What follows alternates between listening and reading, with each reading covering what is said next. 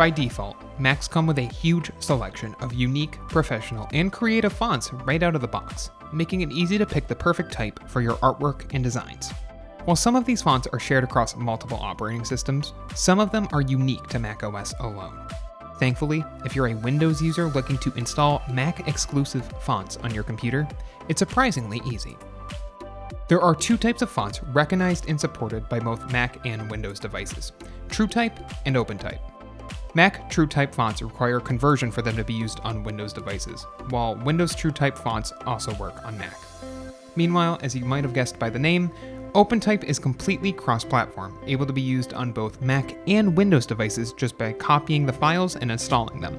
Despite the limitation on TrueType, it's still easy to get Mac fonts on Windows with the help of third-party tools. One of our favorites is MacType, which offers better and smoother font rendering on Windows. MacType can be downloaded from mactype.net.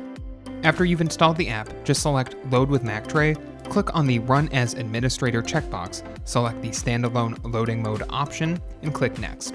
On the final screen, select Default and click the Finish button. Now, after MacTray's installation and configuration, we need to replace the Windows text render with GDIPP for Mac fonts to be clearer. You can download it using the link in the description below.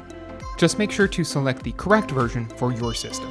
Once downloaded, follow the installation wizard and the program will automatically replace the Windows text rendering program with one that allows for anti-aliased text, like you'd find on Mac devices.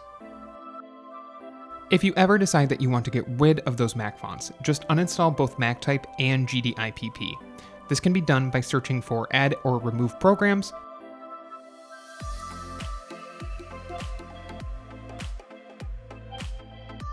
clicking on the respective program, and then pressing the Uninstall button.